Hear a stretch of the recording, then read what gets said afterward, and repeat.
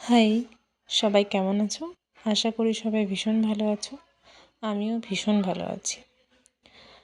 তো আজকের ভিডিওটা সম্পূর্ণ একটা ড্রয়িংকে ওয়াটার কালার করা নিয়ে। তো ওয়াটার কালার করতে গেলে আমি প্রথমে যেটা করি সেটা হচ্ছে প্রথমে পুরো ড্রয়িংটাকে ভালো করে তুলি দিয়ে ভিজিয়ে নিই।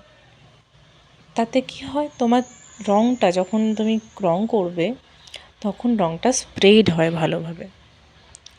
তো ব্যাকগ্রাউন্ডটা আমি ইয়েলোইশ একটা এফেক্ট রেখেছি, ওপরের দিকটা একটু ডার্কিশ ইয়েলো, নিচেরটা একটু লাইট। তারপরে আমি দেখতেই পেলে তোমরা উপরের আর নিচের শেডটা একটু ডিফারেন্ট হয়েছে।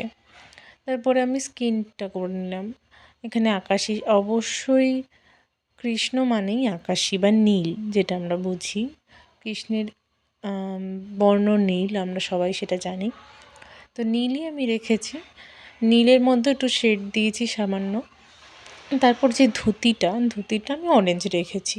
আমি যে প্রেফারেন্স থেকে নিয়ে করেছিলাম, যে রেফারেন্স নিয়ে করেছিলাম ড্রয়িংটা পুরো, সেখানে ইয়েলো ছিল, কিন্তু আমি যেহেতু ব্যাকগ্রাউন্ডটা ইয়েলো রেখেছি তাই জন্য আমি ধুতির কালারটা অরেঞ্জ কালারই করলাম। আর রেড দিয়ে একটু শেড দেওয়ার চেষ্টা করলাম, আর কিছুই না। ধুতির ওপরের দিকটা মানে যেটা ওই বাঁধা অংশটা, ওইখানটা আমি ডিপ হলুদ রেখেছি।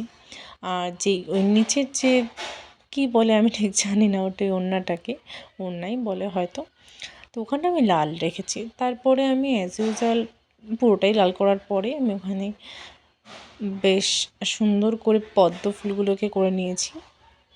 সবসময় ওয়াটার কালার করার সময় এটা মাথায় রাখবে যে লাইট টু ডার্ক যাব, মানে ফার্স্টে লাইট কালার দিয়ে আমরা করব, তারপর ডার্ক দিয়ে শেড দেব, তাহলে এনহ্যান্স হয় জিনিসটা। তো আমিও তাই করেছি। আমি কিন্তু ছবিটাকে খুব লাউড কিছু রাখিনি, কারণ এখানে একটা মানে একটা নরম বা একটা স্নিগ্ধতার বোঝাচ্ছে ছবিটার মধ্যে একটা, তাই জন্য খুব লাউড কিছু রাখিনি। তাই জন্য আমি ছবিটার মধ্যে একটু হালকাই টোনটা রেখেছি, যে খুব বেশি শেড দেওয়ারও চেষ্টা করিনি। আমি চাইলে পদ্মতে বা স্কিনের মধ্যে, গায়ের মধ্যে অনেক শেড দিতে পারতাম, ডার্ক ব্লু দিয়ে শেড দিতে পারতাম, কিন্তু আমি সেটা করিনি। কারণ এটা ইচ্ছাকৃতই করিনি। কেউ যদি মনে করো যে দেবে, তাহলে দিতেই পারো, অবশ্যই দিতে পারো, কিন্তু আমি সেটা করিনি। আমার মনে হয়েছে যে না, ছবিটা সফটের মধ্যে, ছবিটা সফটই রাখা ভালো।